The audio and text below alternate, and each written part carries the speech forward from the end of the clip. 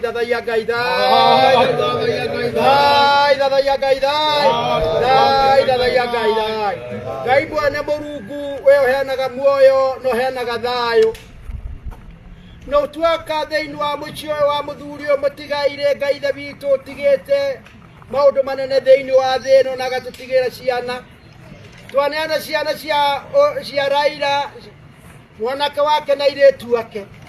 Kũrĩa guothe mariumagaraga wĩtĩkagĩra kumagaragia hamwe nao. Ona nĩtwamũneana Ngai ithe witũ ciana icio ithiĩ na mbere kũhe mami wao gĩtĩo. Mami wao arotuĩka gĩtugĩ kĩrĩa kĩratwagwo na Raila na nĩgetha mamũiguage. Nĩtwamũhoera Ngai ithe witũ mũtumia ũcio wa ndigwa kumagia rĩu. We nĩwe ugĩte ibuku rĩaku atĩ atumia ndigwa nĩ aku. Mũtumia ũcio tuĩka mũthuri wake. Ũmũgitagĩre akiumagara na agĩthianga. Ona nĩtũrahoera In essence, what we are saying is that there is no difference between Governor Kahiga and Governor Gladys Wanga. In fact, Governor Gladys Wanga is a female version of Governor Kahiga. Both must be condemned in equal measure. Mnajua vizuri sana kwamba sisi tuliheshimu Raila Odinga. Sisi tunamheshimu kama shujaa ambaye amepigania nchi yetu na tunamheshimu vile alikuwa akiishi na hata kwa kifo chake. Tungependa kusema kwamba Governor Kahiga sio mwanachama wa Divisive. We heard yesterday that Gachagua and his team were supposed to pay homage to the home of Raila Odinga. We urge Gachagua, never, don't step in Bondo.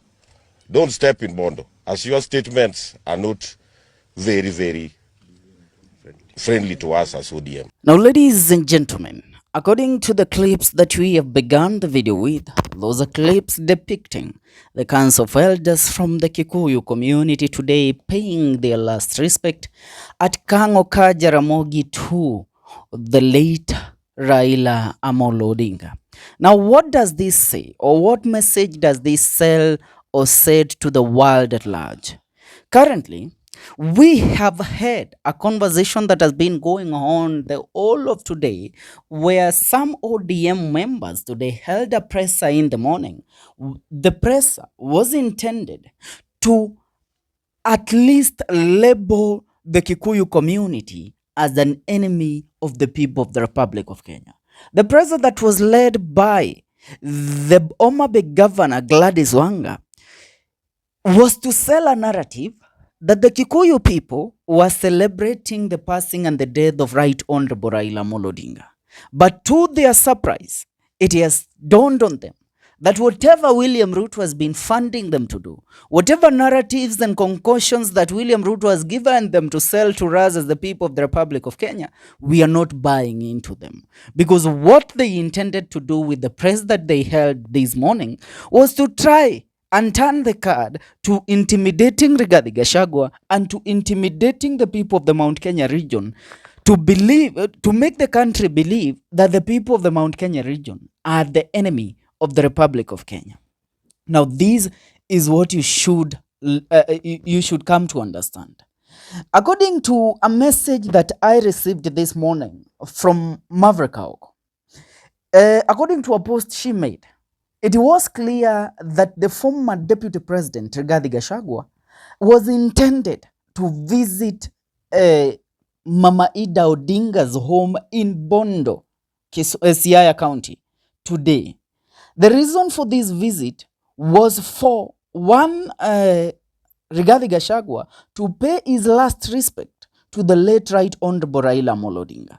But because they held a presser in the morning to intimidate Gachagua and to sell a divisive politics to the people of the Republic of Kenya, Gachagua did not make it there. I want you to listen to this. Good morning, fellow North Koreans. That's what Gachagua said. Aoko said. Gachagua was to silently visit Bondo today. But after the remarks of his good friend Nyeri governor, I don't think it will be a wise idea. Sakaja naye akomushene kwa rao. Sahi hata apewe deputy party leader ODM is one term is guaranteed.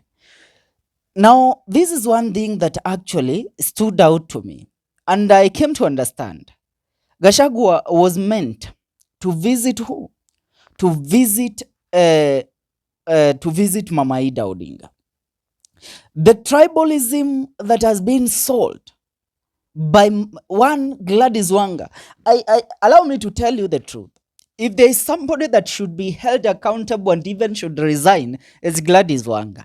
Because I dare ask, where did Gachagua come into the conversational sentiments that were made by Mutahi Kahiga? Because the Nyeri governor is a grown-up, a grown man who had his own, he has his own mind. He's an independent person who thinks for himself and can make his own utterances without being influenced by anybody.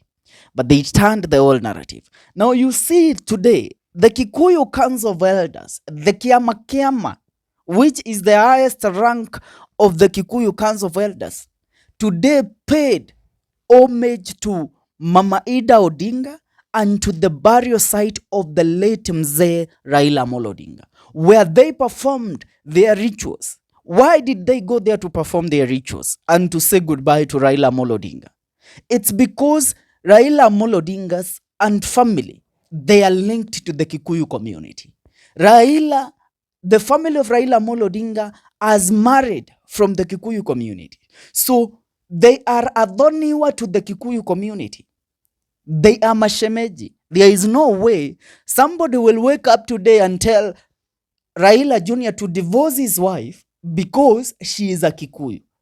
Raila Amolo Odinga embraced the wife to his son, Raila Jr. So today, Gladys Wanga and Kaluma Kanyuma, MP Kanyuma of Omabe, Opondo Kaluma Kanyuma ndivyo tunamuitanga, was selling the narrative that we, the people of the Mount Kenya region, took an intergenerational oath to hate the people of, to make sure that we hate the Luo people. But let me ask, how many brothers from the Luo community are married in the Mount Kenya region? How many brothers from the Western region are married in the Mount Kenya region? How many sisters from Luoland are married in the Mount Kenya region? How many sisters from Nyanza are married in the Mount Kenya region? So many of them. So the politics being sold to us by this politician is something that we are not going to take. And that is why the Council of Elders of the Kikuyu community today has said enough is enough. We are not going to sit down and allow this country be divided. They are the Council of Elders who make and appoint the leaders of the Kikuyu people. But today they decided we are going to pay our respect to Raila Amolo Odinga, visit his burial site, and celebrate him as the hero he was. And that is what they did.